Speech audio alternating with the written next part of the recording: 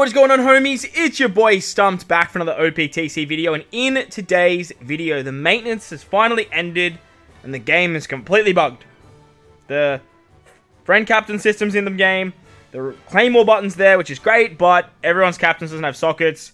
Auto-triggering of specials is just not working the way it should be, and the game isn't exactly functioning to its highest potential. So, there's no gameplay video for today. However, we do have two new legends. With the end of the maintenance, we did find in the coding or in the game that we are getting a legend Hiyori and a legend Ulti. Now, if you guys remember way back when, we had a poll for a kimono legend, and Ulti actually won. I think Hiyori was actually on the list as well. With like was it? No, not. Was it Shinobu? I think Shinobu was there, and I think someone else was there, but Ulti won. So we knew Ulti was coming soon, but we're actually getting a new Hiyori as well. And I gotta say, both of these characters' artworks look absolutely insane. So there's the Hiyori, there's the Ulti. Both of them look absolutely mighty fine. And both of these characters are coming as Sugo Fest exclusives. In today's video, we're going to break down what they do, talk about them as characters, give my first initial thoughts and opinions on them, and let you know if you should summon for them, basically. Because two new legends at the back end after getting a triple release last month, and then having like Zoro and Sanji in the middle. Like, these characters, honestly, I could probably tell you right now, like, big old skipperoo. But look, let's see what they do anyway. Let's start off with the Ulti, because she was the one that won the kimono event. So Ulti is a powerhouse fighter strength character. She is a super class powerhouse unit. Yes, comment section, you heard that correctly. Yes, she is a super class powerhouse unit. Now, I don't know why. I don't know why. Why the fuck is she a powerhouse? I don't know. We've had 5 of them in the last month and a half. I don't know. This doesn't make any sense why they made Blackbeard a powerhouse superclass. At the time, I was like, yeah, Blackbeard's going to be superclass powerhouse. Now I'm like, why? Why?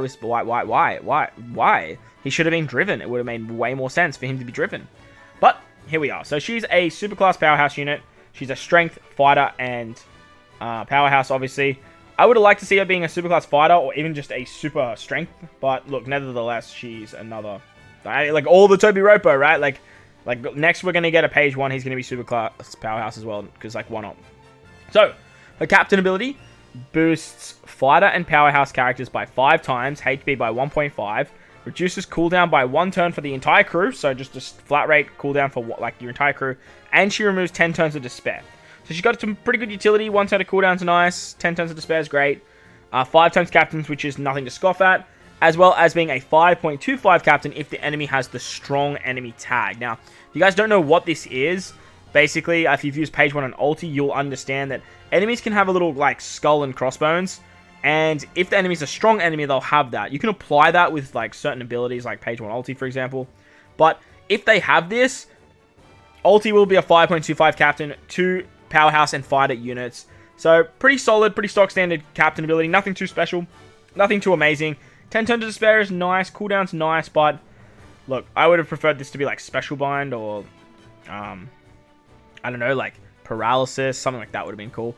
Her special reduces 7 turns of attack down, 7 turns of special seal or silence, and increases the tap timing of powerhouse and fighter characters depending on what they hit. So if you hit a good, it's a plus 0.2. If you hit a great, it's plus 0.4. And if you hit a perfect, it's plus 0.6. She's also a base attack booster to fighters by 1250. So 1250 base stats.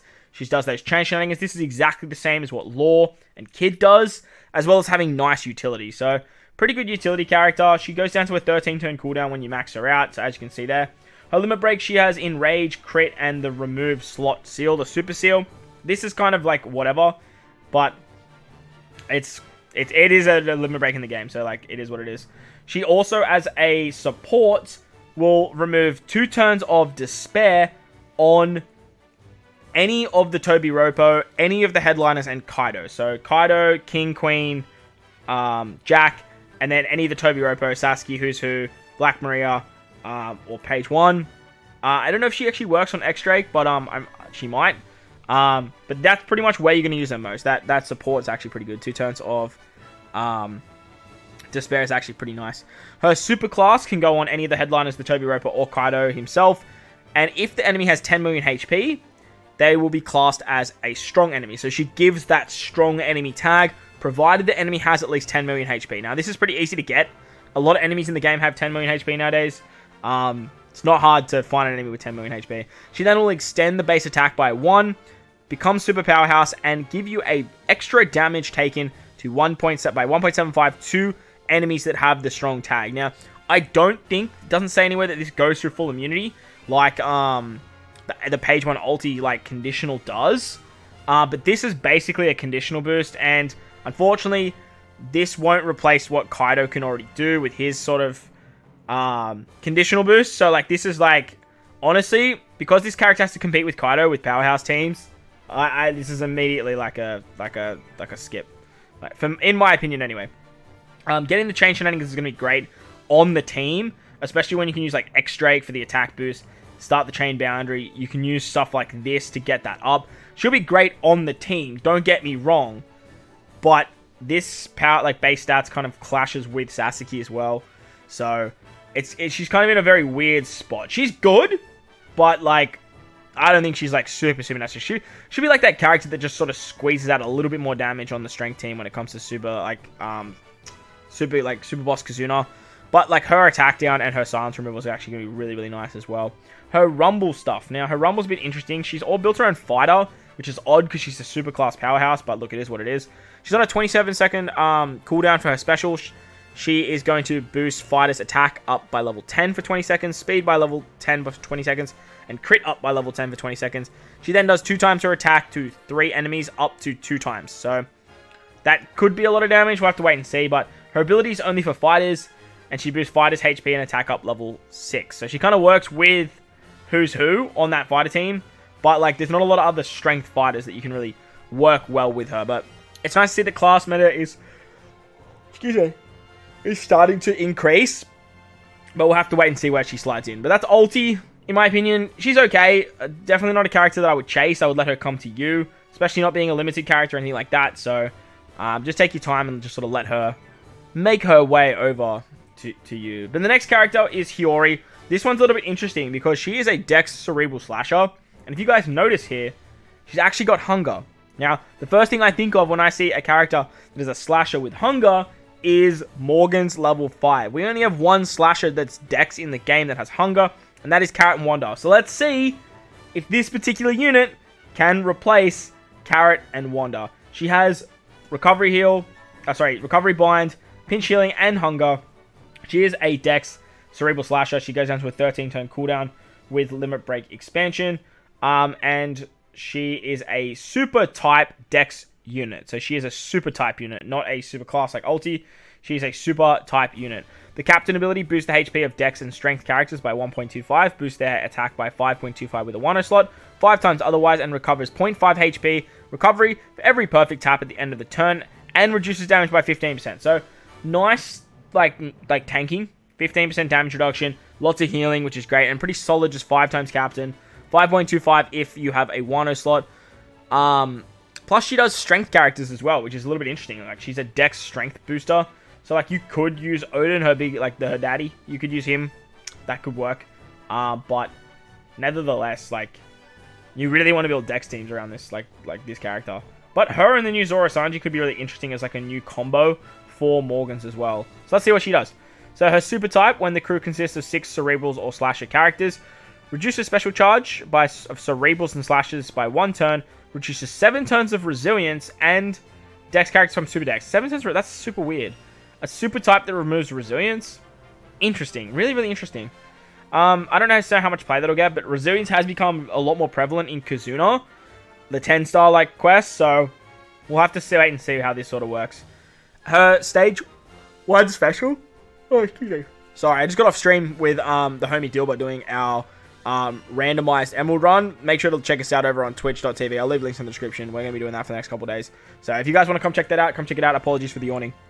Her special has a 2-stage. On 8 turns on level 1, she changes adjacent orbs, including block, into Wano, locks the slots for 1 turn, and reduces Bind, Despair, Chain Coefficient Reduction by 3 turns, and heals 20 times the character's recovery in HP. On stage 2, at 13 turns, she changes all slots, including block, to Wano, locks them, and reduces Bind, Despair, Chain Coefficient Reduction by 7 turns, and 50 times her recovery in healing. So, very nice heal. It's no overheal. I would have liked to see overheal with such a large heal, but getting a full board of 1 orbs and then locking them is actually really good, because that just basically allows you to take that into a stage and not have to worry about stuff like super block orbs, which have become a bit more of a thing as we saw in the new Clash Jinbei. So that could be a very good niche with this character. 7 turns of buy-in, 7 turns of despair is great as well. However, the chain coefficient reduction for 7 turns is good, but it's something that you don't really need on characters. I would have loved to see that like the heal be overheal, but nevertheless, the character is pretty interesting. Her support goes on Zoro, Toko, Toki, Odin, Momo, Kinemon, Denjiro, and at the start of the final battle, she changes the character's slot into Wano and recovers 2000 HP. So, interesting sort of support. I would have loved to see like a bit of like an Odin situation with a cooldown. 2000 HP is kind of like whatever, you don't ever really need that, but the Wano orb is pretty nice, especially for like Zoro characters. That's pretty good. She does have a pretty interesting rumble as well.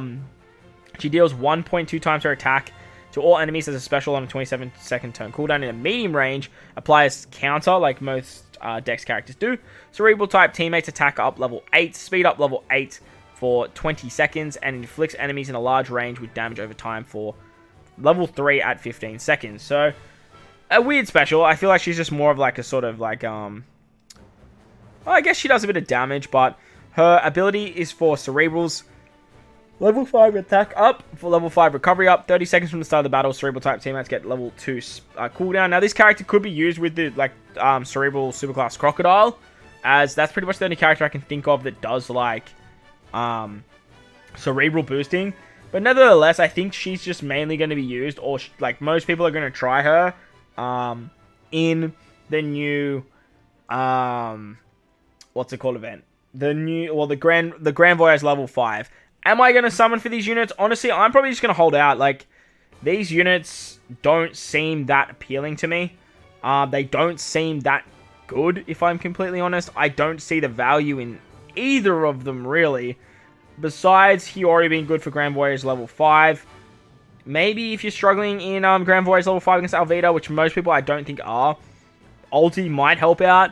But we'll have to wait and see how these characters fall. But nevertheless, I will be taking both of them in.